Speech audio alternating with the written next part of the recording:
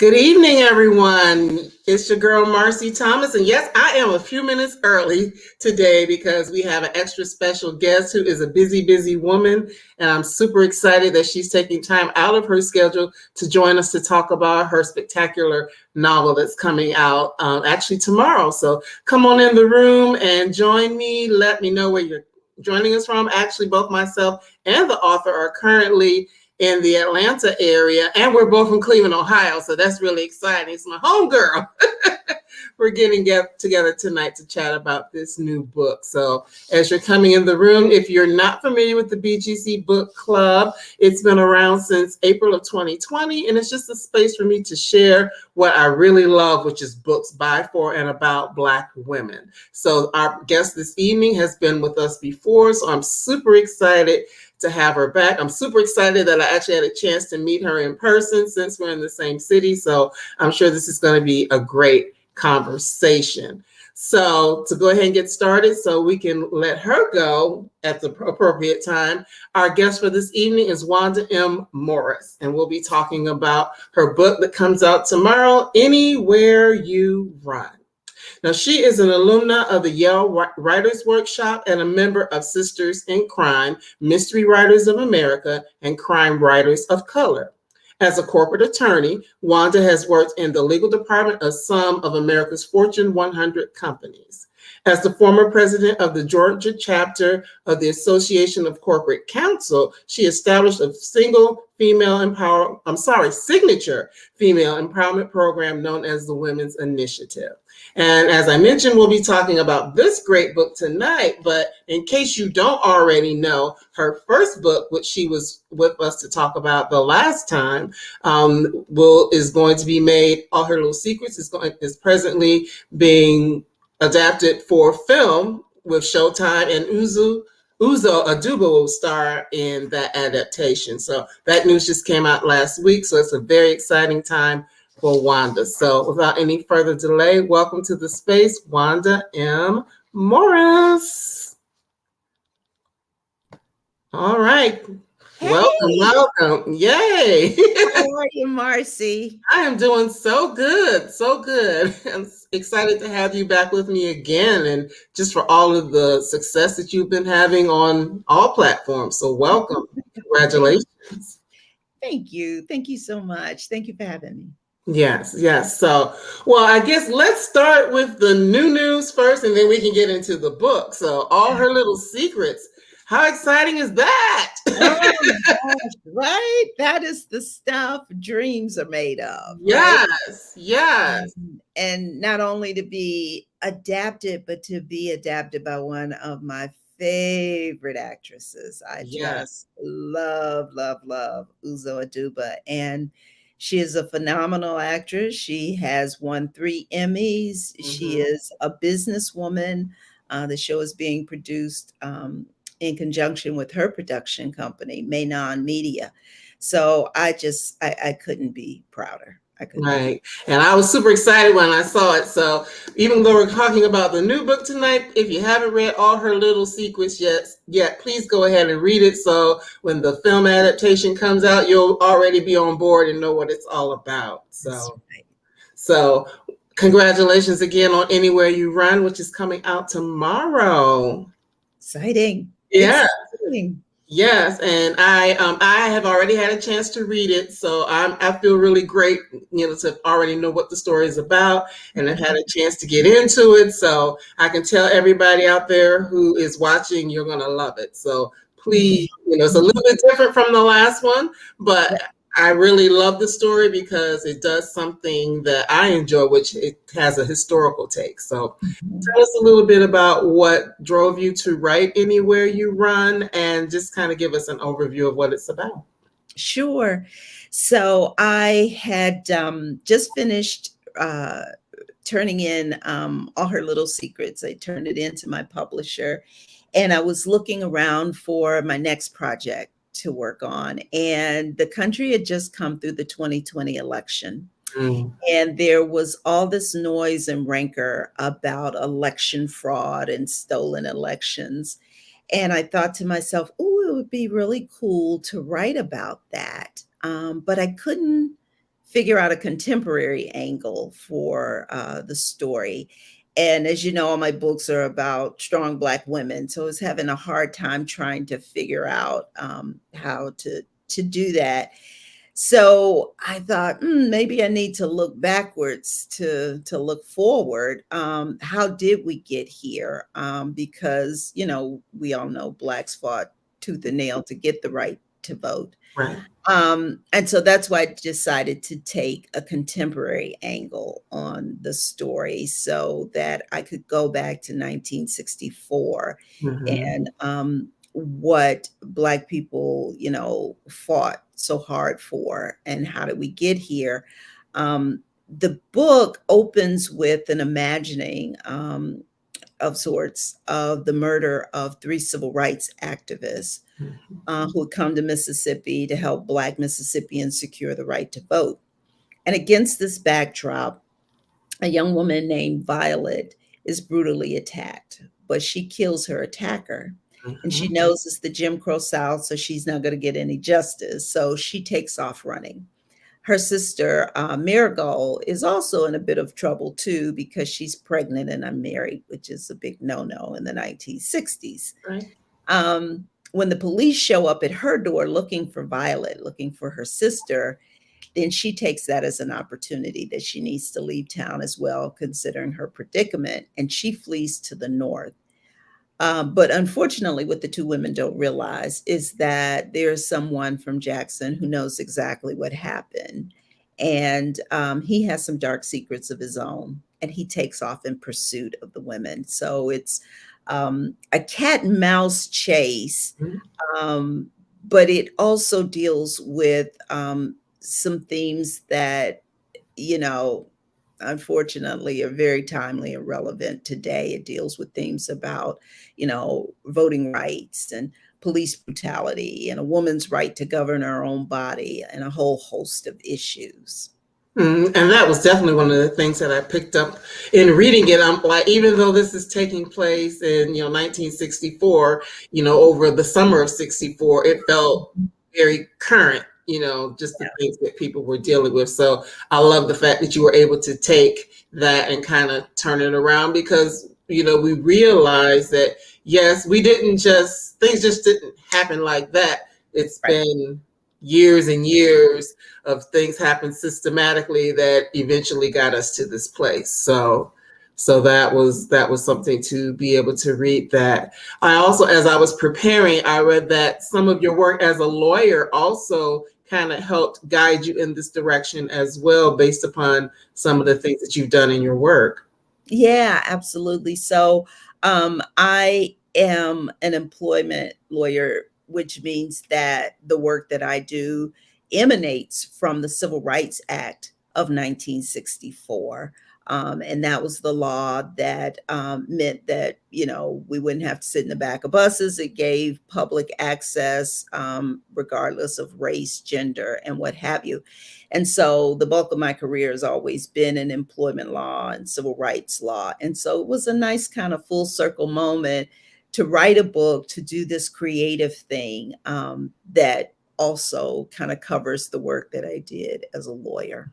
Okay, well, that's great. Well, if you don't mind, do you have a piece that you want to share with us? And then we can get into a few more questions about the book itself. Sure. All right. Let's see.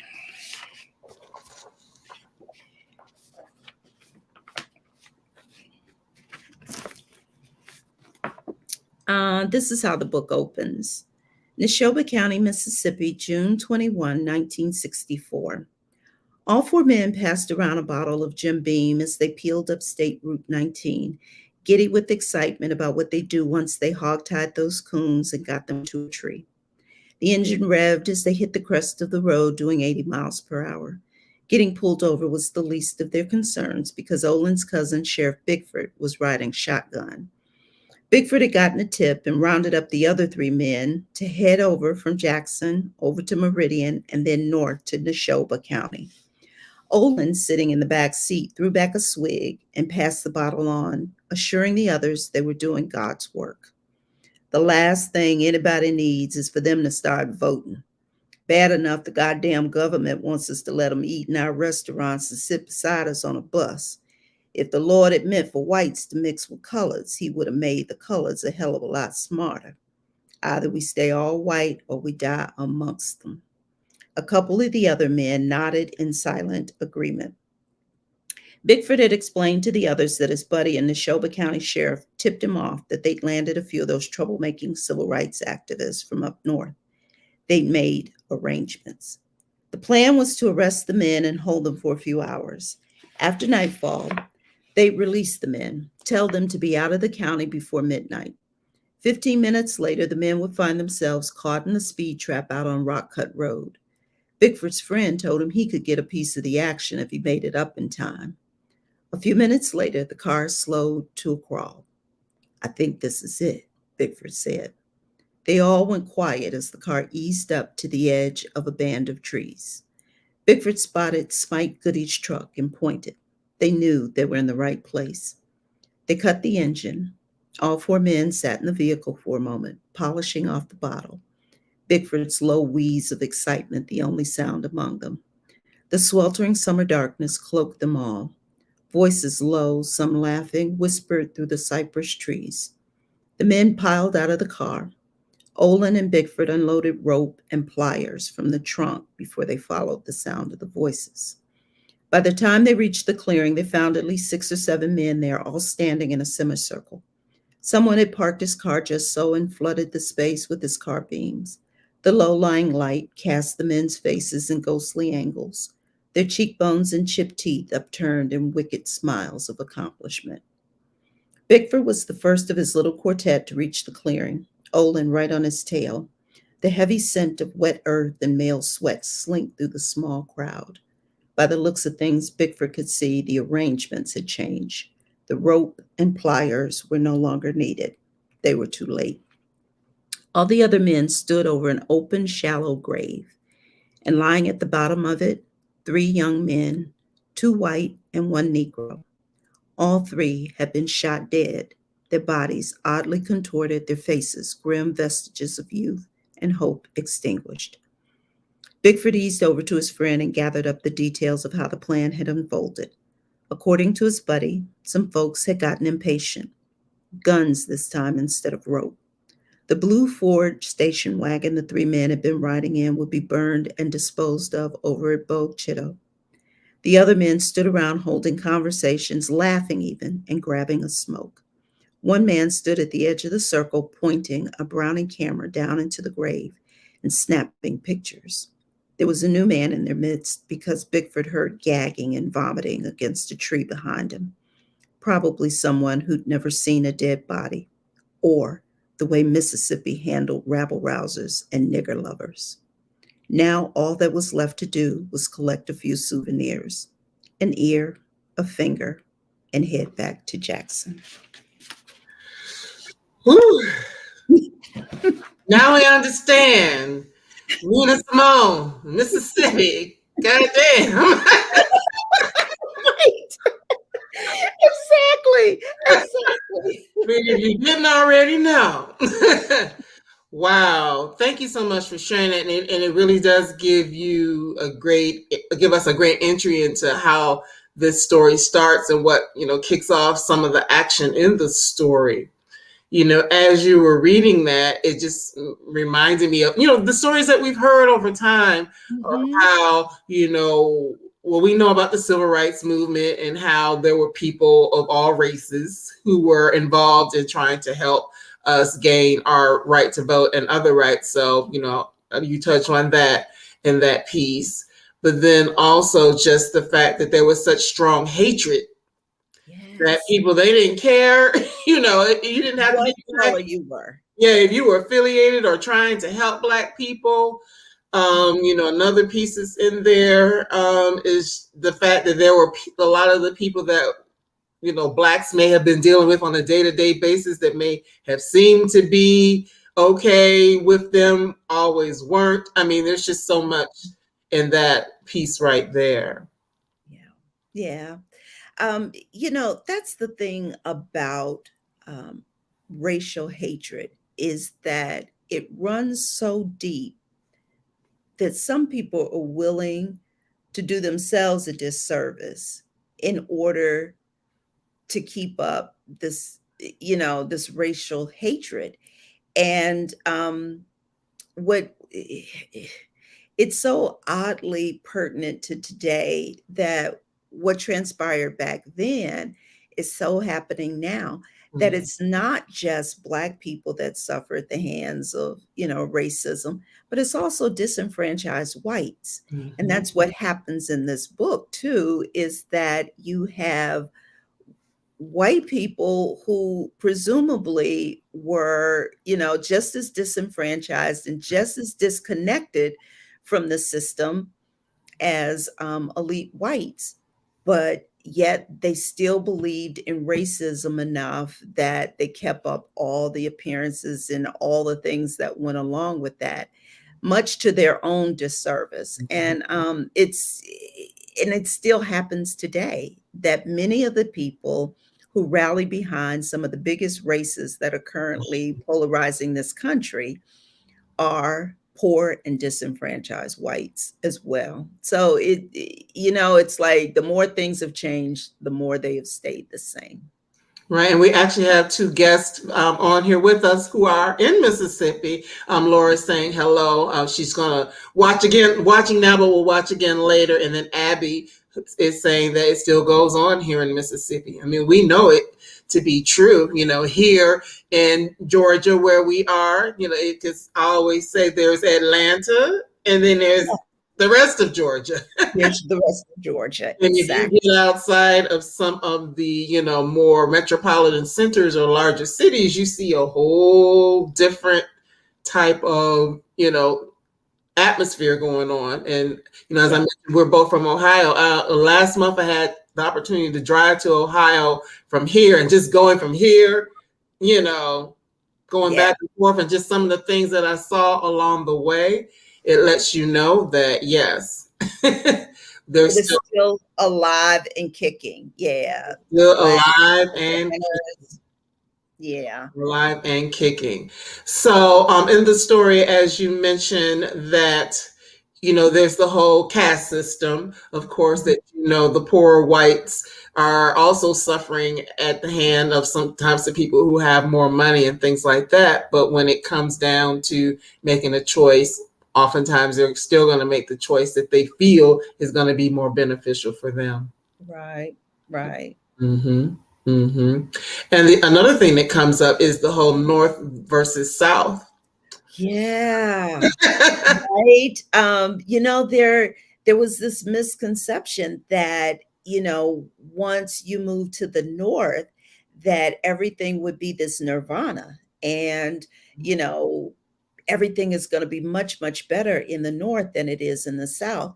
And, granted, there were some things that were more favorable. I mean, you didn't necessarily have to ride in the back of the bus or come through the back of a restaurant. But you still, had no access to, financial security as whites did in the North. There was still segregation within living environments. And so many of the, things that a lot of Blacks thought that they were leaving behind in the South, they found some of that, and then some things a lot more clinically against them in the North. And so a couple of the characters who run away to the North find that to be the case for them. And so they find that their lives have not necessarily been improved by moving North, because they still faced discrimination, but just in a more, clinical fashion than they had in the South. And as I mentioned earlier, we're both Cleveland girls. Yes. So I love the fact that you took the story going north. A lot of times people think, New York, which is mentioned in the story, DC, which is also mentioned in the story, Chicago.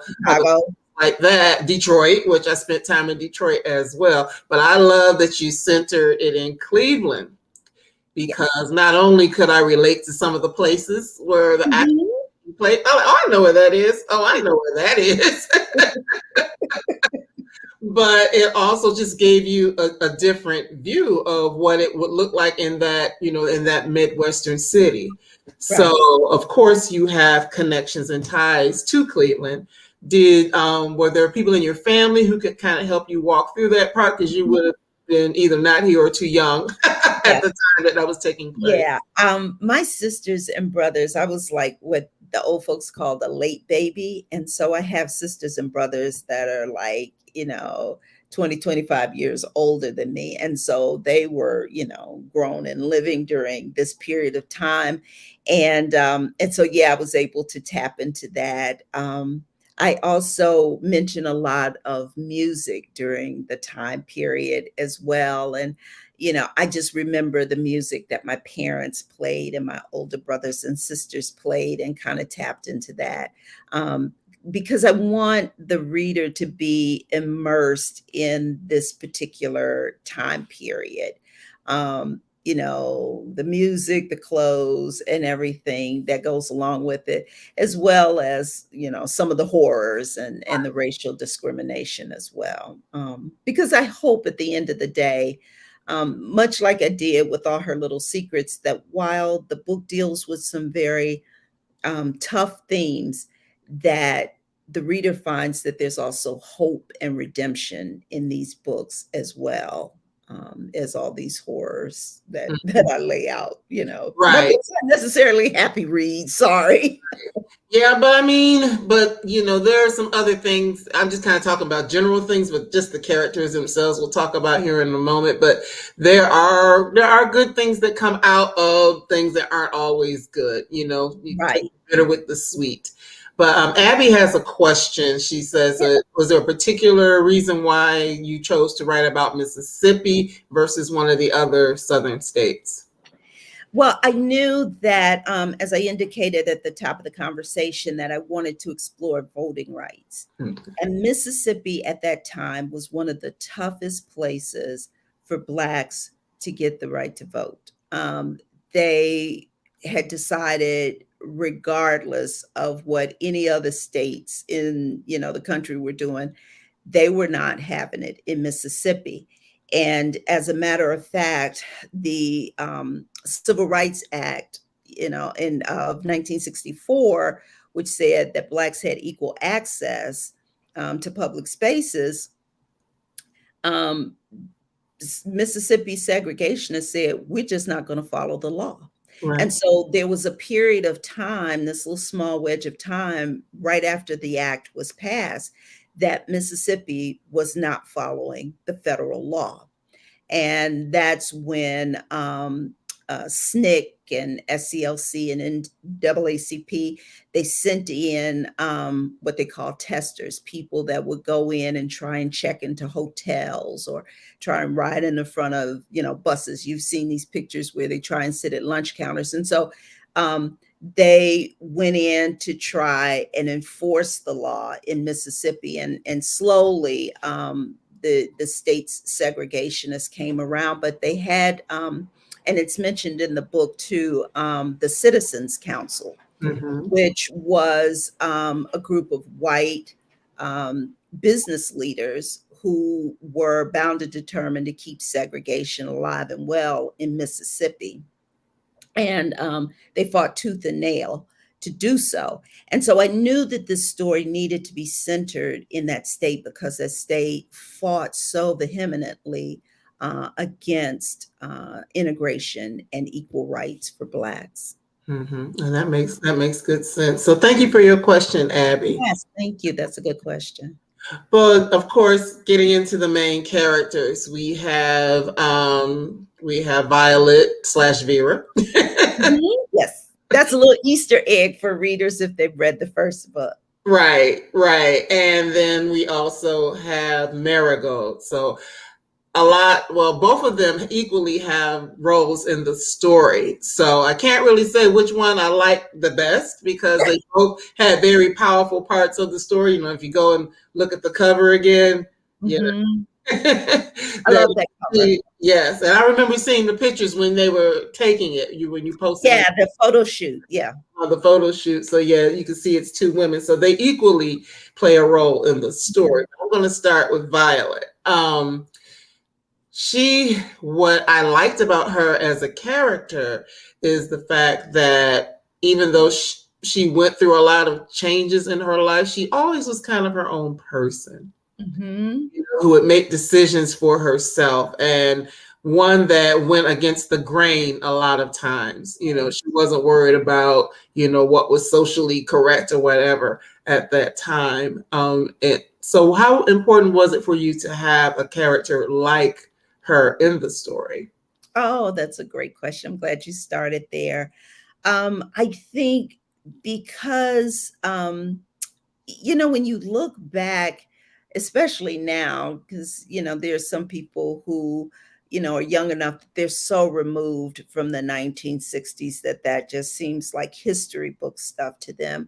But for women who were actually living and breathing and walking around, there was so many strictures placed on these women. You couldn't do this, you had to wear that, you couldn't go this place. I mean, very subtle cultural things. You weren't supposed to travel without a man. And, all these things that women were supposed to do and not supposed to do. And I needed a character in the book who would shine a light on that. And that was Violet. Violet was the one that said, no, no, no, no, no, no, no. I'm the one who decides what I do. And I'm the one who decides what gives me pleasure, and where I go is my business. And I thought she provided a nice foil to all these rules and regulations that women, Black and white, Right. were required to follow, to be considered, good girls, so to speak. And I wanted to tap into this whole good feminism of the 1960s. Because we think a few years later, the whole women's movement came about, which is a different Right. conversation. Right. We know that it centered white women, but Black women went and did their thing as well. Right. But and it's something that I think of, just the history of Black women, and even women in my own family. I'm sure yours as well. We had a lot of chutzpah or strength, or of character anyway, even in spite of a lot of the things that were being placed upon us, because a lot of times we had no choice but to. Right. Exactly. Exactly. And that chutzpah, was always trying to be suppressed, whether it was through, the men they were married to, or the places where they worked, or whatever it was. And I wanted a character who just bumped heads with all of that. And sometimes it was to her benefit, and sometimes it was to her detriment. Back in the 1960s, they didn't have rape shield laws. Right. So people could ask whatever they wanted to ask of a rape victim, and wound up, blaming the victim for this violent attack that some man caused. Women couldn't get credit in their own names unless they had a male co-signer, or they were married and their husband co-signed for them. So there was all this stuff going on. And meanwhile, women were still kind of, as we always do, carrying the heavy load, raising the children, and helping to work to provide for the home. I just found it fascinating that, women didn't rise up sooner, but, things happen in their time. And so I wanted to explore all of that in this book. Well, somebody asked the question, are the sisters twins? No, they're not twins. No, they are a couple years apart. A couple of years apart. And another commenter, Mississippi is still practicing the voter rights and abortion rights. Absolutely. So this book kind of centers, we talk about voter, but the abortion or women's right to make their own choices, that comes up in the story as well. Definitely. They're all different types of women, and that's what I like to infuse my books with too. They're all different types of women in this book. So in addition to having someone like Violet, her sister, who is very, very different. Her sister has decided to play into the good feminism and she tries to follow the rules. But there are also characters, like Miss Willa, who kind of takes care of everybody, including a homeless man who wanders through the town. And you have Lily Mae, who's a queer character, and the Black church's problem with queer and gay people. And so I wanted to make sure that we tapped in all different types of womanhood in this book, and through these characters.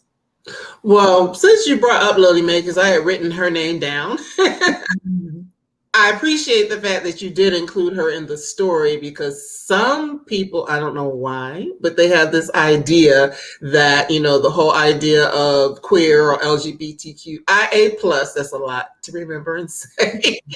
But some people have this idea or mindset that it's something new, and it really isn't. It is not. And so some of just the fact that you bring it up and, what's going on with her and how it's impacting her and her life, I appreciate that, because it brings that to the forefront, that people have always loved who they wanted to love, and it's nothing new. Exactly. And people have always hated them and treated them poorly for who they wanted to love. Mm-hmm. And, I certainly don't want to give any spoilers away in the book. I'll let people discover that for themselves. But some of the things around issues of, queer and lesbian and gay people, still haven't changed even to this day. And so I made sure that this town, or at least once Violet came to this town, she protected this character, because that's what we've had to do as well, is, we've had to protect one another. And, it's a line that recurs through the book: who saves a colored woman like me? It's a line that she uses, yeah. Mm-hmm. That's true. Who saves us? Who looks out for us? Who protects us? All of those things, are so important. Another thing about Violet is that she is someone who's been dealing with a lot of issues. Mm-hmm.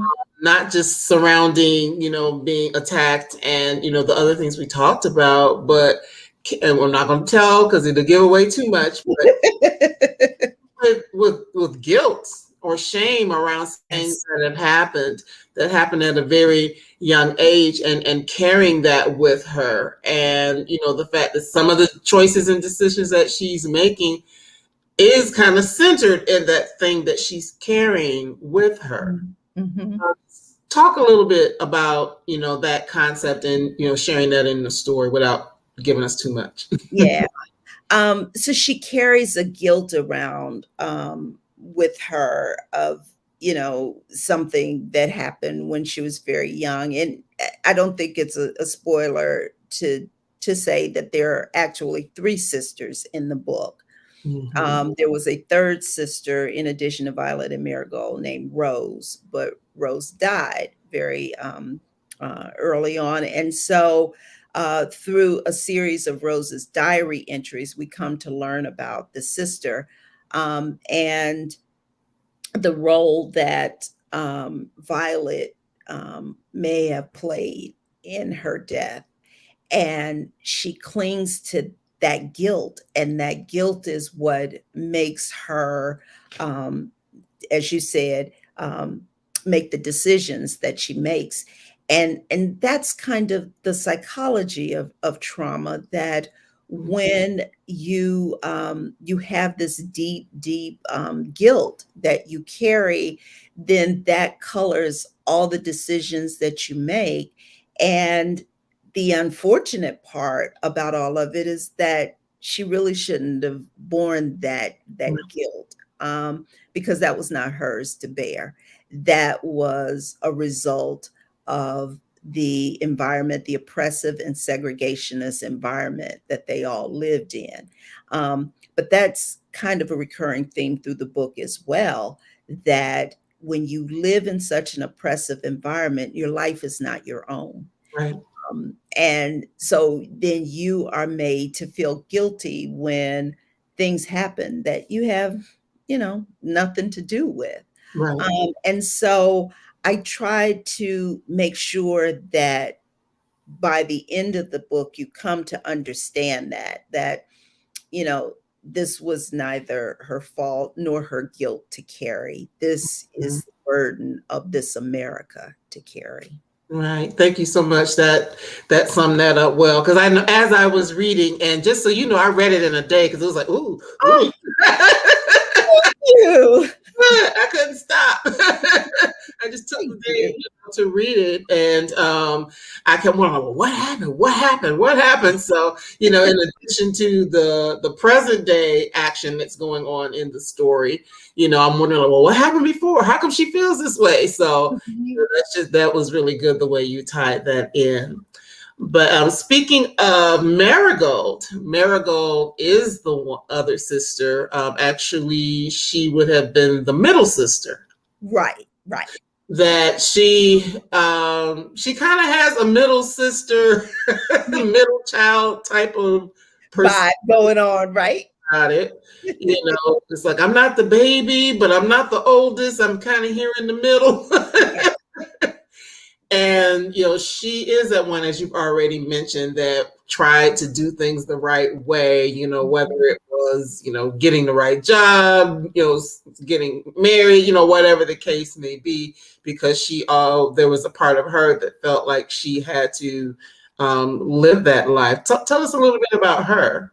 Yeah, Marigold is an interesting character too. All three of the sisters are to me, but Marigold is interesting in that she, when you think of this whole good girl, good feminism, she was the one that said, I will be the good girl.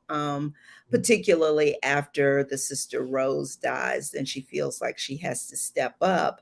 But the nuance in the book is that, while Violet was perceived to be kind of the wild child Mm-hmm. and Marigold being the good girl, they were very, very much alike. Right. And but neither one of them kind of talked about it, but they were doing things and making decisions that were similar in some respects. Um, and it's only when, Marigold finds herself now pregnant and unmarried that she realizes, oh my gosh, what do I do? And once again, racism, segregation, and oppressive environment has led her to make a decision and a choice that wasn't the wisest course for her. But I love Marigold deeply because you just yearn for her because she is a young woman with a dream that was snuffed out by, you know, segregation.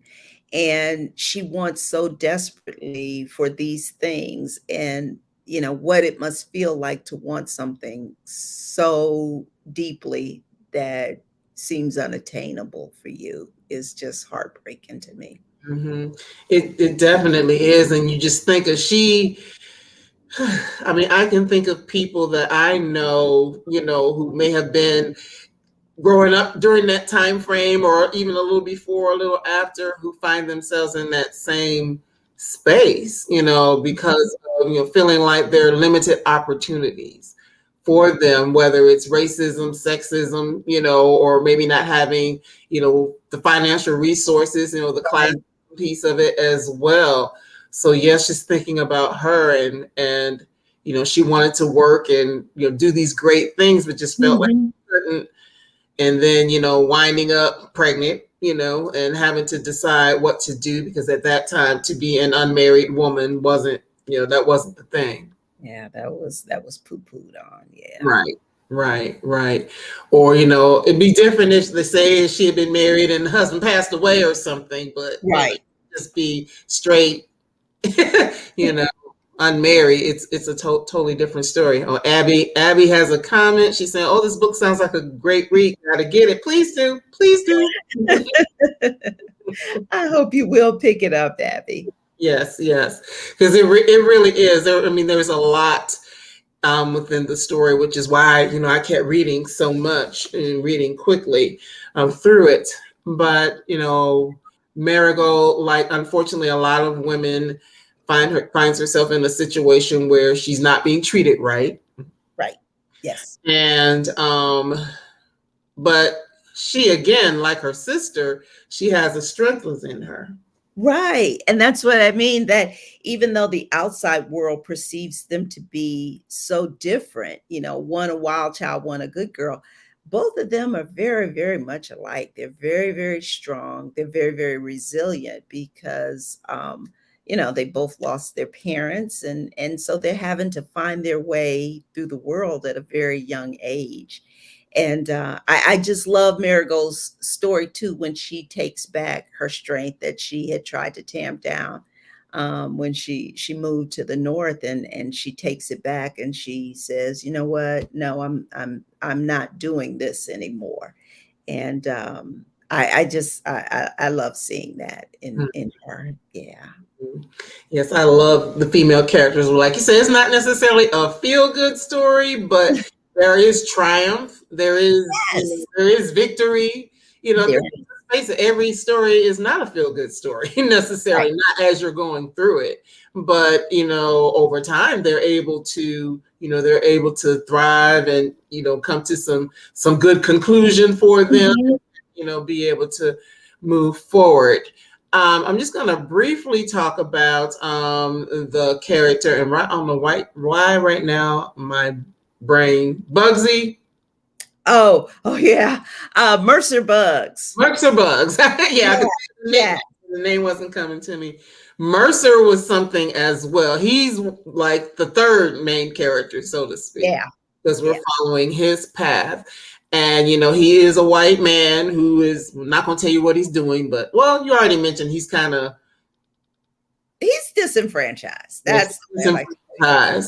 But that was just interesting to see him and his perspective as well, because just thinking of the fact that there were choices that he had to make along the way, thinking about his family. What do I need to do so that my family can survive? Maybe not really wanting to do certain things, but being kind of forced into doing those things. And, yes, it was written from the perspective, of this white male Southerner, in the 60s, but there are others of us who may find ourselves in similar situations. Indeed. And he is an important character to the story because he shines a light on how bad racism can affect whites as well. So in addition to the young man who was a civil rights worker who lost his life at the beginning of the book, you also have, like I said, these disenfranchised whites who had to make decisions about which side they were going to come down on. And, more times than not, they came down on the side of the segregationists, despite the fact that it was to their own disadvantage to do so.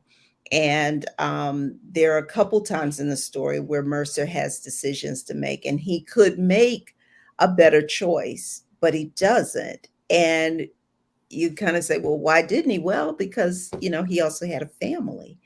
And, his allegiance lies with them as well.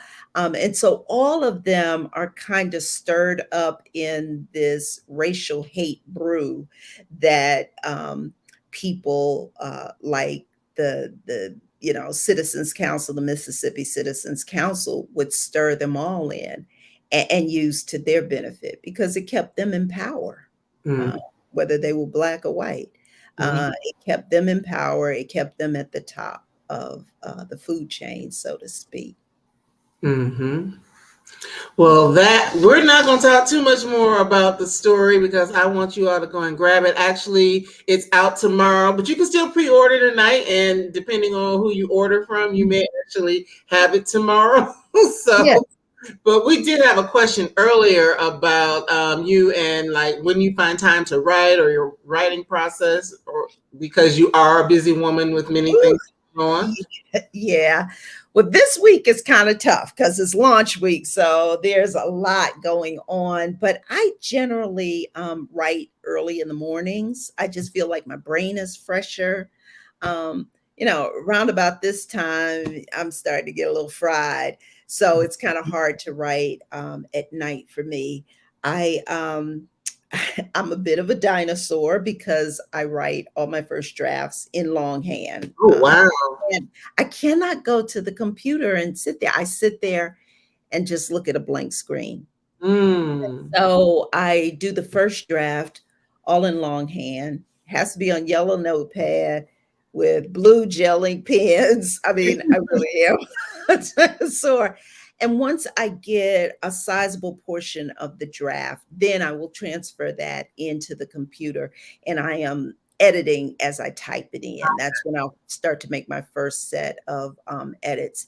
And then once I get that in, then I print that out, and then that becomes my working draft that I do revisions on. Okay. Yeah, because when you're saying you write, because that's what was in my head. So I'm like, well, if you're writing it, then how do you do the revisions? Because I know when I write things, I tend to kind of revise as I go. But Yeah. okay. So you're up early in the morning to get that done. So those of you all who watch regularly, we've had so many writers say that that's what they do. They get up at 4:30, 5 o'clock, whatever in the morning to get it done. So, I mean, with a busy life, that's what you Yeah. have. And you have to prioritize it. You have to prioritize your writing. And for me, it's of course I enjoy it. So it's pleasurable, but it is also now, my occupation. And we always do our very best when we are working at our occupation. And so for me, that's what I try to do. And if Mm. that means getting up at the crack of dawn, I do it. Yeah, I mean, and that's just good. And we're glad that it's your occupation. Thank you.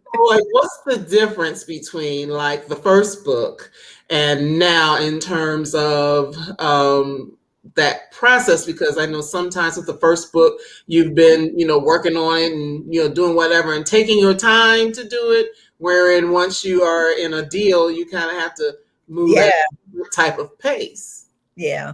Well, with the first book, I think it took me so long because I was learning how to write a book. Like I didn't know how to write a book. And my first draft, which I thought, oh yeah, this is good. And I sent it off to agents and they were like, oh no, that's not good. And so, I look back and I'm like, yeah, they were right. And I had to learn about things like pacing, that thing that keeps you turning the pages where you said, I read it in a day. I had to learn how to do that. I had to learn about, dialogue and characterization so that when a character walks in the room, you start to visualize what they look like. Um, and so I think that just learning that took me so long. So the book took a long time. And so when I went to write Anywhere You Run, I kind of had a leg up because I kind of knew how to do that now. But it's still difficult trying to find a topic and themes that you want to cover in a book that will engage the reader and also entertain them. I mean, people drop $20 for a book because they also want to be entertained, and so you want to come up with a theme and characters and a story that will engage the reader, and so that's difficult too. That takes some work and effort. I can imagine. We have someone that said book ordered, and she said she also writes everything out on paper. Yes. When I start writing, it just flows. Okay. Yeah, all right. That's my people right there. That's right. Well, I also want to bring something else up, and I almost forgot because we have a couple minutes left. And you said that you spent a lot of time at the Auburn Avenue Research Library here in Atlanta, which is on the historic in the sweet Auburn historic Yes. here in Atlanta. I was excited about that because another thing you don't know about me, I actually volunteer down there like once or twice a month on Saturday afternoons. Okay, I'm gonna have to look for you there. Yeah. Yeah. So I was excited to hear that. So yes, that I walked in there and I told the librarian, I was like, I'm writing a book and here's what I want to write about. yeah, I didn't even know where to start. He was like, "That's okay, I got you." And he was so kind and so generous because I kept asking stupid questions. But you know, the librarians just opened up all sorts of stuff, papers and books, and showed me, here's how you could find such and such. And it was just a wonderful, wonderful resource right here in my own, town. I Mhm. didn't have to travel and go somewhere else to get this information. It's a wonderful, wonderful resource. It's like you said, the Auburn Avenue Research Library on African American History and Culture. It's a mouthful, but man, they're good. But yes, and that's for those of you who are writers. If you're thinking about doing something historical, that's it's real important to tap into those resources like that. Whether it's going to that type of library, or whether it's a college and maybe they have papers of certain individuals or whatever. Because actually, the event where I met you, there was a young lady there, a writer, who said that she went and looked at all of Bull Connor's letters. Mhm. She wrote, Nice. and Yeah. she wrote like a book of poetry, kind of taking his words and reforming them. But she did it by studying and going some places and reading his letters. So that's just something. Those are resources for those of us.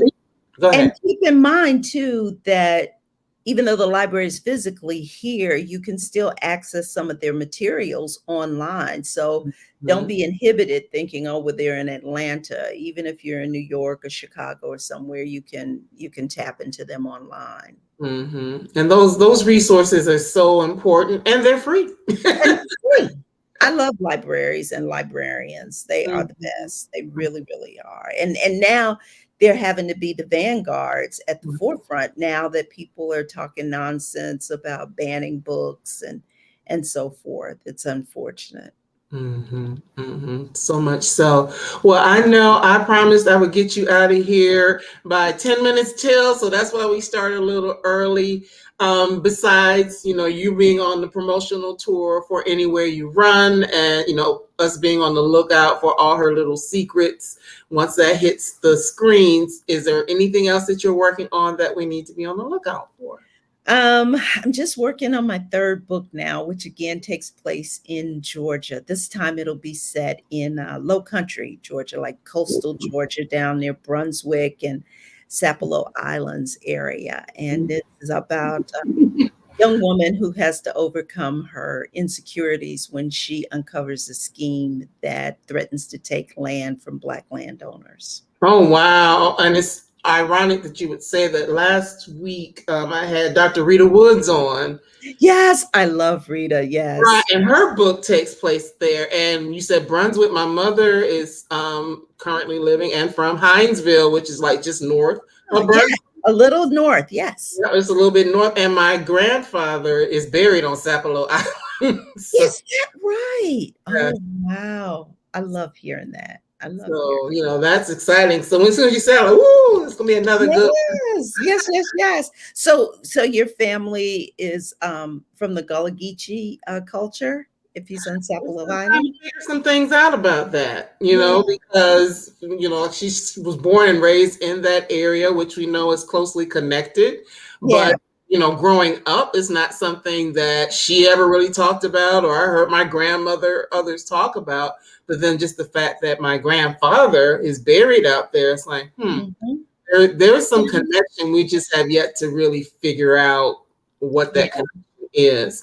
But gotcha. when I did my African ancestry last year, found out my mother's lineage comes from Sierra Leone, which we know they were They like, came right. and that was what Exactly. was happening in that area. So there's definitely a strong connection. So yes, I'm excited for Oh, your next book and more thank about you. that. So, well, I do want to thank you. We have one other person who wants to thank you. That's Abby. Thanks for sharing with us. I appreciate it, and we'll support you, my sister. So there you Oh, thank you, Abby. Thank you, everyone. I really appreciate you coming out. I appreciate Yes, and thank you so much. I'm going to let you go because I know you've got something else coming up here in a few minutes, and you need time to, woosah and do what you got to do to get ready. So thank you again, Wanda. I look forward to seeing you around town. Actually, I think there's an event next month that you're going to be at. Atlanta Historical Center. Yes, the Atlanta Historical Center on November 15th, and I'll be there with Piper Hughley and Vanessa Riley, and we'll be talking historical fiction. All right. And actually, I've interviewed both of them, so I already have my ticket to come see you guys. So. Yay! All right. Then make sure you come up afterwards so we can all give you a big hug. All right. Sounds good. Well, love you. Go ahead and get ready. And everybody else, hang on for a second. I'm going to announce next week, the next couple of weeks. So thank you so much for having me. Everybody take care. Be blessed. All right. You too. Bye-bye. All right, so that was so exciting. You know, I love Wanda. As I mentioned, I've had a chance to meet her and talk to her a couple times. Going to see her again here real soon. So that's my sister friend and homegirl from Cleveland, Ohio. So that's really exciting for me. Well, for some reason, I forgot to pick the books up, but I can at least tell you who's coming in the next couple of weeks. We have Sweet Soft, Plenty Rhythm by Laura Worrell. She'll be here on next Monday, 10:31. So looking forward to talking to her. And actually this weekend, I will be at the Well-Read Black Girl Festival in DC. So I'm actually going to get a chance to meet her before I interview her. So that's going to be kind of exciting. And if you're familiar with Well-Read Black Girl, you do have the opportunity to go online and watch the conference virtually. So if that's something that you're interested in. And then in 2 weeks, we will have on 11/7, we'll have Lola J with The Attic Child. So that's what's coming up in the next couple of weeks. And I am so looking forward to interviewing these wonderful ladies. And as always, I thank you guys for being here with me. And, please feel free to share it out and, let other people know. Definitely pick up the books. Definitely be on the lookout for the film that's coming out for All Her Little Secrets. So you all have a great one, and I will see you again next week. Same time, same place. Take care. Bye-bye.